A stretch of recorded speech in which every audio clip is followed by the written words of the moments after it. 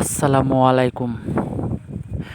আজকে আমি কোথায় যাচ্ছি আপনারা প্রথম থেকে শেষ পর্যন্ত দেখতে থাকেন, তাহলেই বুঝতে পারবেন। এই যে প্রথমে আমি একটু কাঁধে গামছা নিয়ে চলে এলাম নিচে। এই যে একটা তাল গাছ দেখতেছেন, এই তাল গাছের তাল, মাই গড, এত বড় বড়! ওই যে আমি পা দিয়ে একটা গাঁথা দেখাইতেছিলাম, গাঁথার সাইজ দেখলেই আপনারা বুঝতে পারবেন এই তালের সাইজটা কীরকম। এক একটা তাল মনে হয় 5 কেজির কম হবে না ওজন, এত ওজন। আর উপরেও দেখানোর চেষ্টা করতেছিলাম, কিন্তু দুর্ভাগ্যবশত পাতার কারণে দেখা যাইতেছে না। তারপর ওই যে ওই পাশে বাতর দিয়ে যাইতেছিলাম এক সাইড দিয়া, আর ওই যে একদম পানি দিয়ে কিরকম টইটম্বর হয়ে রয়েছে তাই দেখছিলাম। তারপরে এই যে দেখেন আসলাম আমাদের কলা গাছের কাছে, এর সাথে এই কলা গাছের মধ্যে ওই একটা মৌসা বার হয়েছে, কিন্তু মোটামুটি কাছে, কিন্তু আমি পারতেছিলাম না। আমি তো একটু হালকা একটু খাটা, তাই না তো যেটুকু আছি আলহামদুলিল্লাহ আল্লাহর কাছে শুকরিয়া। তারপরে ওই যে একটা কলার সরা মোটামুটি বড় হইতেছে, এটা থেকে কয়েকদিন আগে মৌসা নেওয়া হয়েছে, পায়রা নেওয়া হয়েছে। তারপরে এই যার একটা ছোটো একটা মৌসা।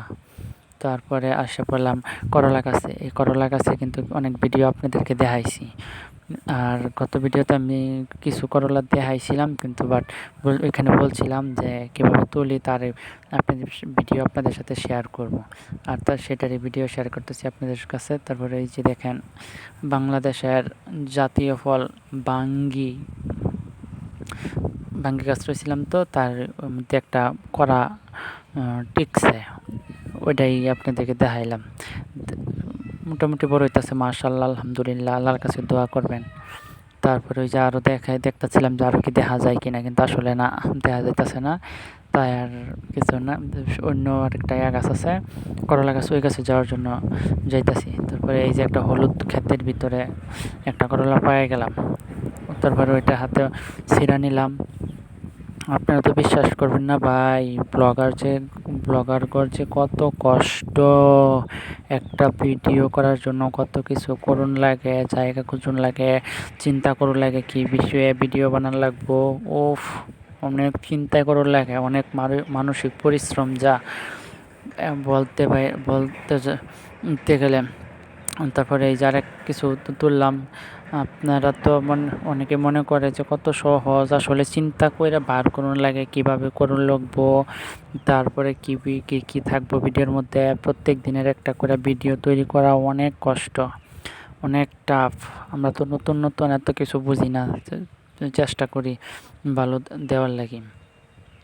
তারপরে এই যে অনেকগুলাই প্রত্যেক সপ্তাহে